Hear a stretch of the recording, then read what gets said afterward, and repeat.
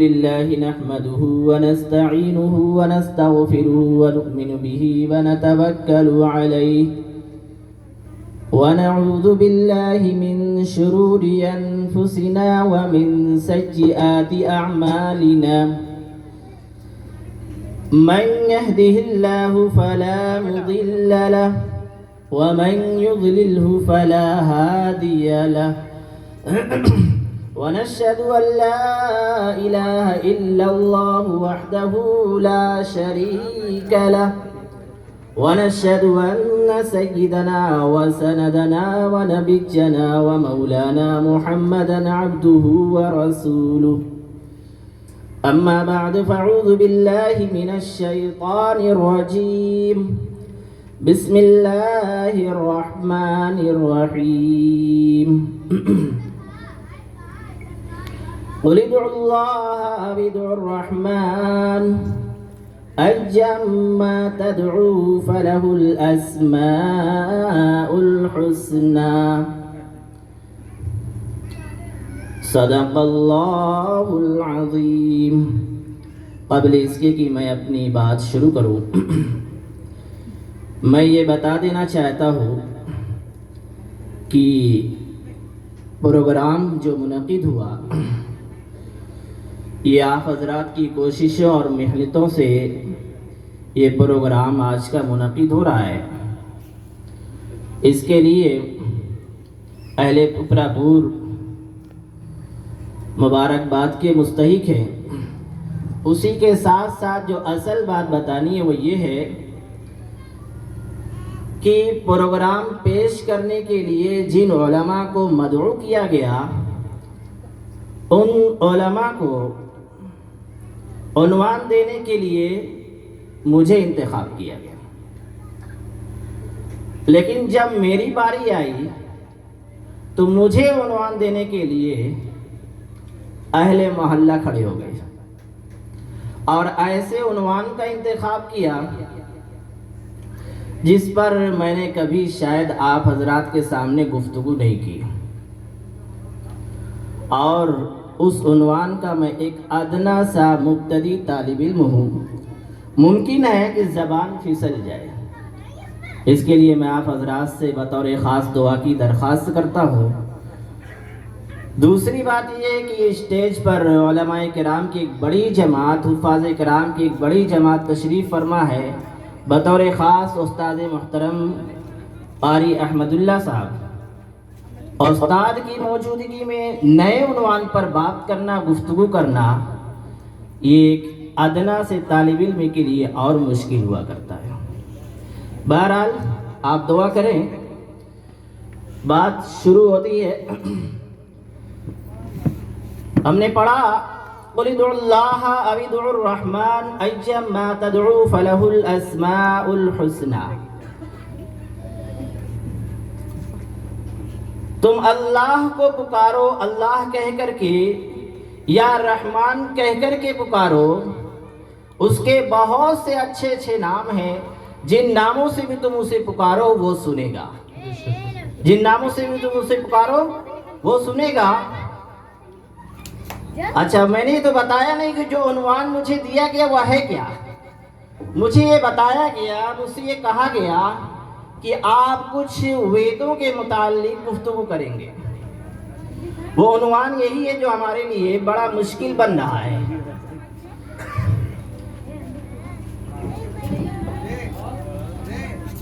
اللہ رب العزت نے جب اس دھرتی پر انسانوں کے بھیجنے کا سلسلہ شروع کیا ہے تو اسی کے ساتھ ساتھ اللہ رب العزت نے انسانوں کی رہبری کے لیے صراط مستقیم پر گامزن کرنے کے لیے اور بالکل سیدھے راستے پر چل کر کے جنت میں جانے کے لیے انبیاء کا سلسلہ شروع کیا. اور سب سے پہلے نبی حضرت آدم علیہ السلام تشریف لائے. انسانوں کا سلسلہ یہاں سے شروع ہوا. اور جب وہ آئے تو کس چیز کی دعوت لے کر کے آئے، کیسا پیغام لے کر کے آئے؟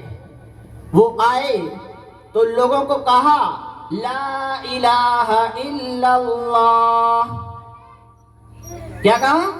لا الہ الا اللہ.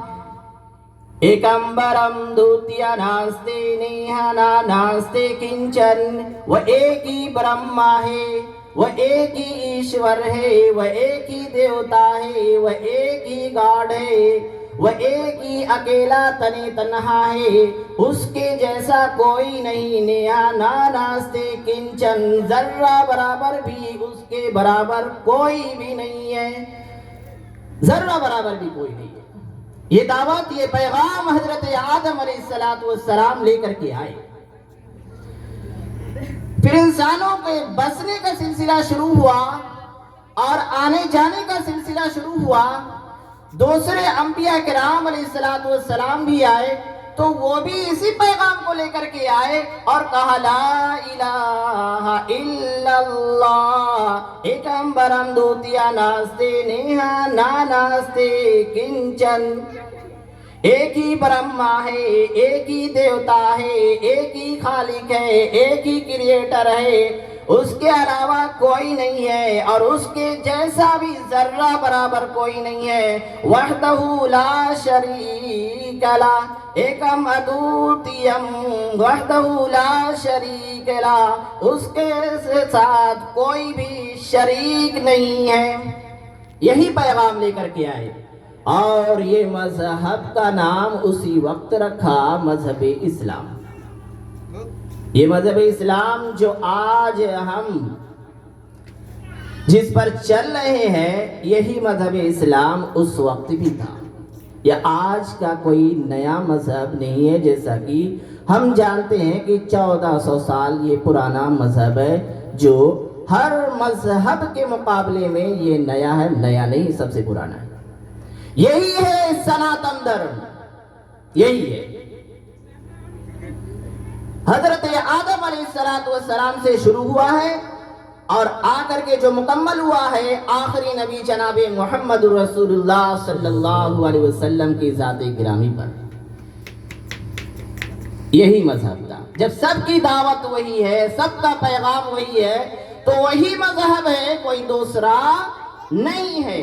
سب نے یہی کہا س ایشا ایکا ایک وردیکا ایوا، س ایشا ایکا ایک وردیکا ایوا. وہ ایشور ایک ہے، در حقیقت وہی ایک ہے، اس کے علاوہ کوئی نہیں ہے. سب نے یہی کہا. سناتن دھرم جس کو آج ہم سنتے ہیں، جانتے ہیں، اس کے اندر بھی توحید ہی کی دعوت تھی، توحید ہی کا پیغام تھا. یہ تو بعد میں بدلا. ہوتا یہ تھا ایک نبی آتا اور اپنے پیغام کو سناتا، اللہ کے پیغام کو لوگوں تک پہنچاتا اور لوگ اس نبی کے پیچھے پیچھے چلتے. لیکن جب وہ نبی چلا جاتا، ایک لمبا عرصہ گزرتا، تو لوگ دھیرے دھیرے راستہ اپنا بدل لیتے تھے. دھیرے دھیرے اپنا راستہ بدل لیتے تھے. ان کے اندر بگاڑ پیدا ہو جاتا تھا.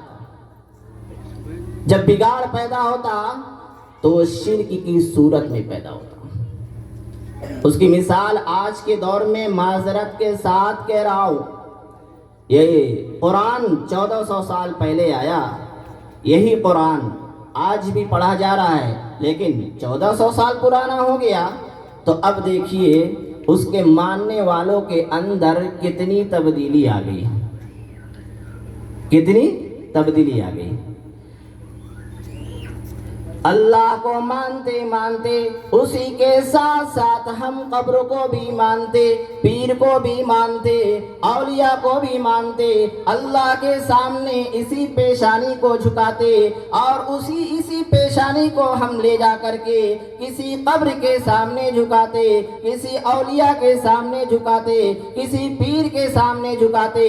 اسی ہاتھوں کو اٹھا کر کے اللہ سے مرادیں مانگتے، پھر اسی ہاتھوں کو اٹھا کر کے کسی قبر کے سامنے کھڑے ہو کر کے اس سے اپنی مرادیں مانگتے، اسی سے مانگتے. ہمارے درمیان بگاڑ پہ، کسی اور کے درمیان نہیں ہے. ہم جو قرآن کو ماننے والے ہیں ان کے درمیان یہ بگاڑ پیدا ہوا. ایسے ہی ہوا اس وقت بھی. لیکن علماء دیوبند پر قربان جائیے, اگر وہ اتنے سخت انداز میں یہ رہبری نہ کرتے تو شاید ہم کہیں کے اور ہو جاتے. پھر جیسا کہ بنی اسرائیل میں ہوا, نوح علیہ السلام کی قوم کے ساتھ ہوا, حضرت عیسیٰ علیہ السلام کے قوم کے ساتھ ہوا. جب ان کی کوئی سخت طریقے سے رہنمائی کرنے والا نہیں بچا تو انہوں نے اللہ کے ساتھ دوسروں کو بھی شریک ٹھہرایا. اتنا ٹھہرایا کہ آج ان کے جو پیروکار ہیں, ان کے ماننے والے ہیں, اتنے زیادہ ہیں اور اتنے زیادہ شرک میں مبتلا ہو گئے کہ 33 کروڑوں کو اللہ کے ساتھ شریک ٹھہرا دیا. 33 کروڑ.